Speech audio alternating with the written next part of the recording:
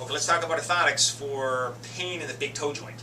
Okay, so a lot of people come to our clinic with either arthritic problems or pain syndromes of the big toe joint. Think about how much we bend this big toe joint in the course of walking. 8 to 12,000 steps on average, per day. So over time, of course, this joint here becomes narrowed. Arthritic changes occur. Sometimes spurs form, these little bony things, form around the top side of the big toe joint. So when people go to bend, they can't anymore because this bumps and it causes pain. Okay, so we need to figure out something orthotic-wise, biomechanically, to help take some of the stress and some of the burden off of that joint. Okay, so what we attempt to do is, if it's a foot, for example, that overpronates, somebody that comes and they roll too much this way, okay, so they're rolling in and they're flattening down this way. Research tells us the same sort of thing. This is all evidence-based approaches that we have here. By rotating in and overpronating, it actually further loads and prevents motion at that big toe joint. There's actually something called functional hallux limitus. Okay, functional hallux limitus is a functional loss of motion at that big toe joint. Okay, so if I rotate them back out and make their foot, so if they come in to see me and they're rotated down like this or overpronated, okay, and then I try to bend their big toe joint, there's just not a lot of motion here. Okay, by virtue of being rotated down this way, biomechanically, it inhibits the ability to bend this joint this way. But if I test them again after I rotate them out and make their foot neutral, get them back to their what we call their subtalar joint neutral position again, and I go back and check it again, it's fine. And there's a definition for this as far as the numbers go. That's not important for our purposes here. But know that there could be a functional loss of range there because of being overpronated, or there's a structural loss. In most cases, it's both.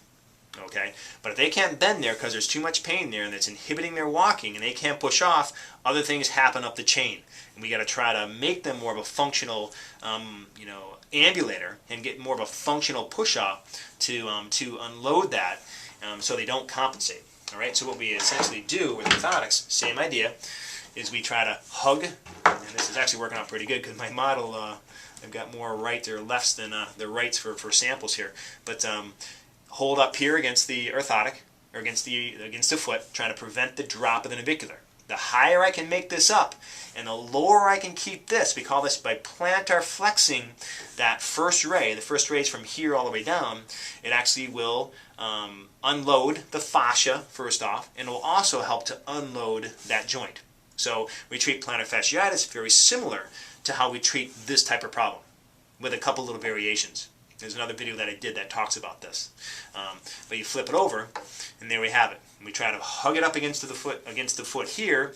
I try to make them load more weight, or to bear more weight between number 2 and number 5. To off-weight bear here to allow more functional range of motion in that big toe joint. And in some cases, I'll actually even extend this all the way out this way to have it be there the whole time they push off. Okay, and you can see that extra thickness. It's kind of hard to see on the camera there, but it's just thicker by maybe 1/8 of an inch underneath that second metatarsal head, and I extend that right out to the 5th. Just skive it down a little bit over here, just so it doesn't feel too thick on the outside of the shoe. Okay, and what we can also do in combination with that are develop these plates that you put. And this is actually one for the for the right foot, but you make these plates that you put into the custom designed graphite plates to prevent bending of the shoe at that big toe joint. So this is how they start, like this, and I custom make them out of this. But this slides into the shoe, this goes on top, so as they walk, they're rolling off instead of bending off. Okay, so it's a really severe problem here, and we're trying to block that motion. We need something very rigid and strong to prevent that from happening. Okay, and that's it. Thanks.